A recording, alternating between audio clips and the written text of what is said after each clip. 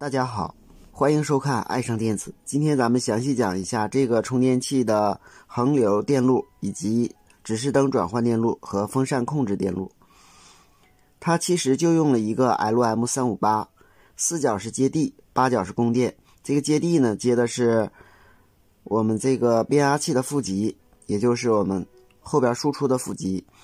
正极接到我们的输出端。它这个充电器呢是一个22伏的充电器，因为我们这个运放芯片呢，它的供电范围在0到36伏，所以是没有问题的。运放的5、6、7是一个单元，1、2、3是一个单元，分别控制着2部分电路。5、6、7控制着恒流电路，1、2、3角控制着指示灯转换以及风扇驱动电路。它的原理基本上是一样的。它的3角是接在我们这个位置有一个电阻，是接我们开关变压器的负极的，然后这个位置有一个限流电阻，这个位置有一个限流电阻接在输出端，在这个位置得到一个基准电压接在3角上，2角直接接在了康通斯的输出端，也就是我们这个开关变压器负极输出端有一个康通斯，我们看是一个像铁丝一样的东西，接在这个位置。那么当我们后极有负载接入时，这个正电压在康通斯上会产生压降，这个位置的电压高于我们这边的基准电压，那么我们这个芯片呢，这端就会输出一个负电压，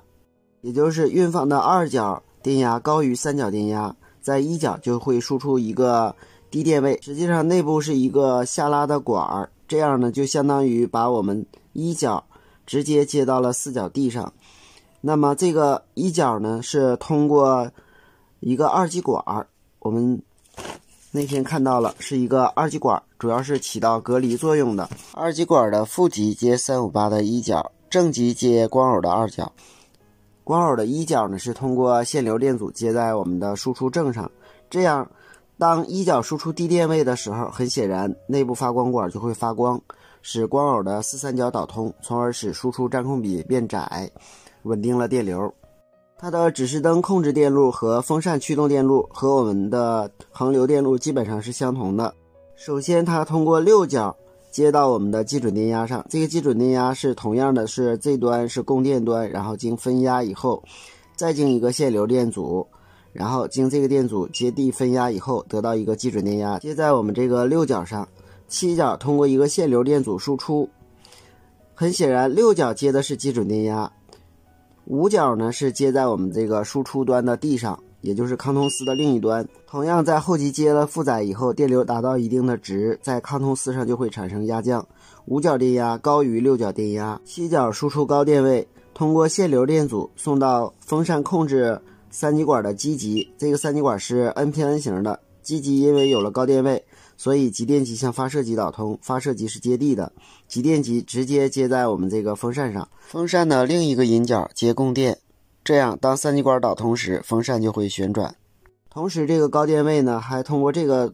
铜箔片送到了我们这个发光管的正极，发光管的负极接地，这时这个发光管就会点亮，它是红色发光管。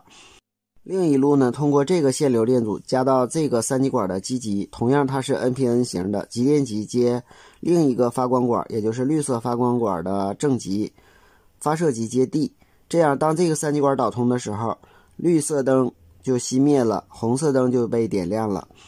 而同样的，当后极没有负载接入的时候，或者是电流特别小时，比如说电池充满电了，这样呢7角就会输出低电位。由于7角输出低电位，这个红色的发光管就会熄灭。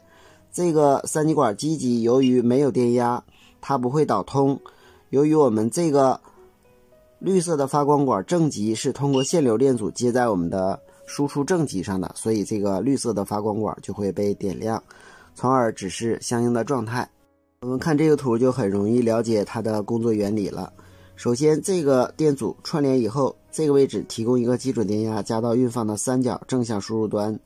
，2角反向输入端加到康通斯的这端。当我们后边接负载或者是有电流较大的时候，就会在康通斯上产生压降。当2角电压高于3角电压时，1角输出低电位，由于输出的是接地的电位，所以这个光偶1、2角内部就会导通，使发光管发光，从而使输出占空比变窄。相同的，当后极电流偏小或者是充满的时候，1角就会输出高电位，由于2角不受1角影响，所以这个内部发光管会截止，从而前边的电路不受控制。后边的风扇驱动电路和指示灯转换电路是同样的，在这个位置取得电压，经这个电阻分压以后得到一个基准电压。当我们后边电流大时，在抗通丝上会产生压降，由于这个位置与5角是相接的，所以当5角电压高于6角的时候，7角输出高电位，通过限流电阻送到风扇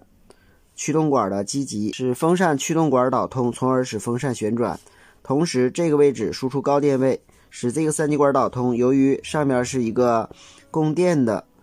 电阻，然后呢加到这个绿色发光管的正极，由于它导通了，这儿没有电压了，所以绿色发光管就熄灭了。由于这是高电位，这个红色发光管就会被点亮。当后边电流小的时候，7角输出低电位，风扇截止。同时这个位置的红色灯熄灭，由于这个位置是低电位，所以3极管截止，输出极正电压通过限流电阻加到绿色发光管的正极，绿色发光管被点亮。好，今天咱们就到这里，谢谢大家，再见。